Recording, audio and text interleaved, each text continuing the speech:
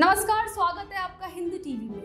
4 राज्यों में भाजपा की हुई जीत का असर महाराष्ट्र में दिखाई पड़ रहा है, क्योंकि भाजपा का अगला निशाना उद्धव ठाकरे और शरद पवार के गढ़ में सेंधमारी करने का है।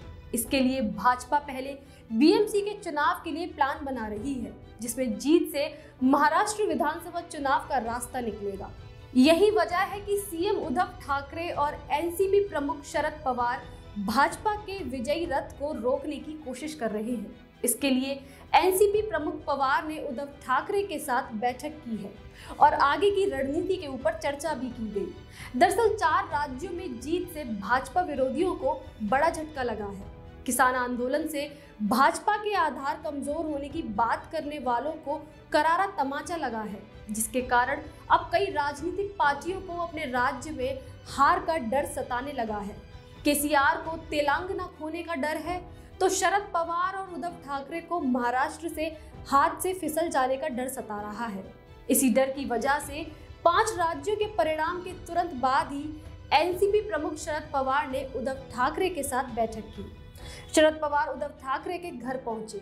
इन दोनों ने पहले गोवा में हार पर चर्चा की। गोवा में एनसीपी और शिवसेना ने चुनाव में गठबंधन किया था, लेकिन एक भी सीट नहीं जीत पाई। यहां तक कि ममता बनर्जी की तृणमूल कांग्रेस को एक सीट भी नहीं मिल पाई। अब शरद पवार और उद्धव ठाकरे को महाराष्ट्र की सत्ता हाथ से जाने का डर सता रहा है। एनसीपी प्रमुख पवार ने कांग्रेस को पहले ही दरकिनार कर दिया है। उन्हें लगता है कि अगले चुनाव में कांग्रेस के साथ गठबंधन करने का कोई भी फायदा नहीं होगा, इसलिए शिवसेना और एनसीपी को एक साथ चुनाव लड़ना चाहिए और इसकी शुरुआत बीएमसी चुनाव से की जा सकती है। इस साल होने वाले बीएमसी चुनाव पर भाजपा की नजर है। पिछले बीएमसी चुनाव में भी भाजपा और शिवसेना के बीच गठबंधन नहीं हो पाया था, लेकिन इसके बावजूद भाजपा दूसरे नंबर की पार्टी बनी थी। साल 2017 के चुनाव में 227 सदस्यों वाली बीएमसी में शिवसेना की जहां 97 सीटें मिली थी, वहीं भाजपा ने 82 सीटों पर जीत दर्ज की थी। कांग्रेस को उस चुनाव में 29 और एनसीपी को 8 सीटें मिली थी। इस बार भाजपा ने बीएमसी को शिवसेना से छीनने की तैयारी शुरू कर दी है। बीएमसी में भाजपा का राज ठाकरे की पार्टी के साथ गठबंधन भी हो सकता है, जबकि कांग्रेस ने अब तक शिवसेना के साथ गठबंधन को हरी झंडी नहीं दिखाई है। दूसरी ओर शरद पवार के साथ शिवसेना के गठबंधन की चर्चा तो है, लेकिन सहमति नहीं बन पाई है।